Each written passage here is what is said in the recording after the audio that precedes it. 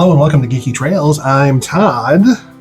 And I'm Lisa. Yeah, here we go. She's a little anxious, but that's okay. So today we're going to talk about why we purchased our Go camper. It's a convoluted story. We'll start simple, then we'll expand. So Lisa had never really been camping before, correct? Right. And we purchased a normal tent. And through conversations, Lisa learned that with the normal tent, that you would be sleeping on the ground and apparently subject to spiders, snakes, raccoons, and bears, which was definitely off my list. Unacceptable. So I thought, okay, all right.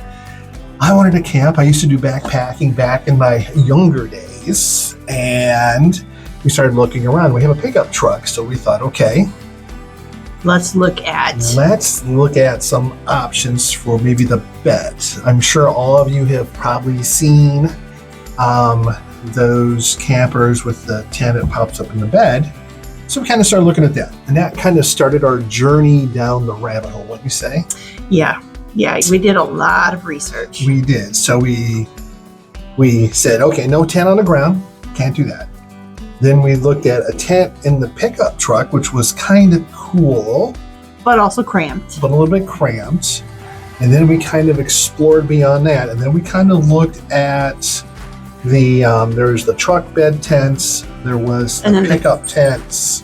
And then the ones that, like the hard side that sit in the truck bed. Mm-hmm. So then we went from there to the rooftop tents that pop up, and you got to go up a little step ladder and you get into that. And again, it was still all about room.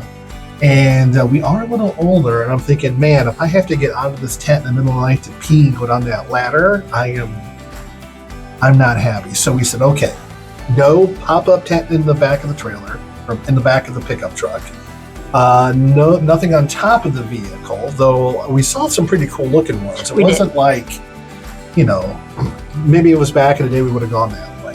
So then we just kind of looked at everything, and we ended up looking at micro campers is where we went to next, with like the teardrop ones and things like that. And those are pretty cool, actually. Yeah, but I mean, you're super tall, I'm tall. Right. Yeah, I'm 6'3". We would have been hunched over or hitting our heads. So again, they were cool. They usually had a little sleeping area. Then they had an outdoor lift-up kitchenette type of thing. So we went from the micro campers, and we kind of graduated to what you would consider the pop-up camper. Air conditioning, everything else. It pops up, the sides fall out. We're like, okay, that's kind of closer to what we wanted to do. And then about that time, when we were looking at pop-up campers, that's the first time a Go came up on our feed. On YouTube, right? So I don't remember how we saw it. I think it was YouTube. But we were like, oh, this thing looked cool. We went to the website, and we're kind of like blown away by everything. But we weren't sure. So we looked it up. We looked at that, then we looked at kind of those R-Pod campers, the small campers, lightweight campers. Those were all cool, but you had an option to sleep or an option to use a table. You didn't have both. So that meant every single day we have to make the bed before we can go to bed. Seems like a big pain in the butt to me. So I'm like, let's not even go there. So yeah, and we looked at a small trailer, and I'm like, we wanted to, which was interesting, the trailers we were looking at, but we wanted the ability to go boondocking, where we could find some, take it over to like a beach or beach parking lot. Down in Florida, there's actually some places where you don't even need a reservation. It's kind of first come, first serve. And you can kind of pull up into these spots and just camp overnight.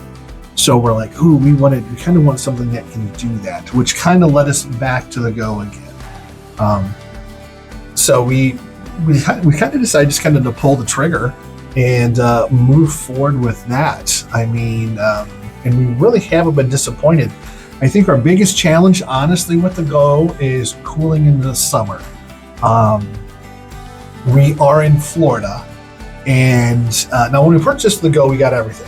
We bought the gazebo. We bought the mobile pop-up kitchen unit for it.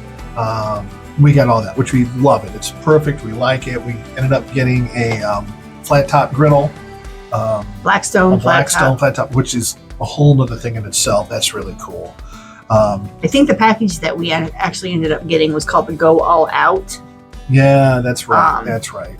And we did at that point we did include the purchase of their air conditioning system. We did. Yeah, we had to include it, but the reason we didn't pull that trigger and get that piece, and there was like a last minute cancellation, was we weren't, because we hadn't camped yet, and I had these, you have to run the duck outside the tent, and I thought, man, if this thing's sitting on the table in the Go and you have to run duck on the floor, you're going to lose some space inside the camper.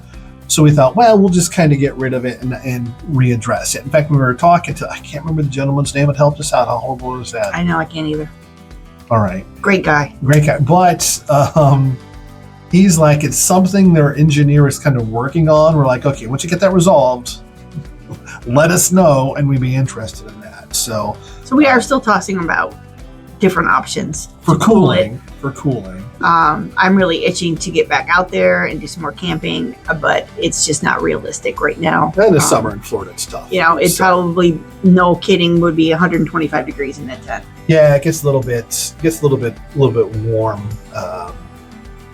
For sure. So, but really, that's our only challenge. It's not really a complaint, because we realized that when we made the purchase.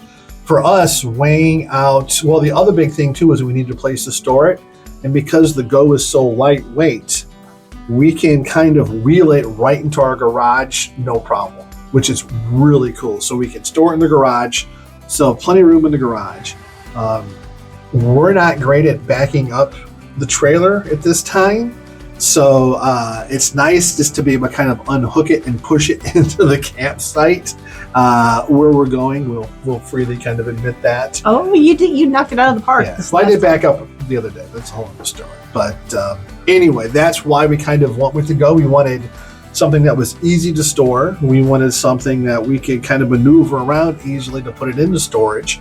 We were looking for something that we could take boondocking. And we really just like the unique features. Yeah, it's very versatile. Of the unit, for sure. It almost seems overwhelming at first to put it together, but the more you do it, the easier it is and the more efficient you become. And then you learn, you're kind of like, well, we don't need this today. We don't need that today. Based on where you are.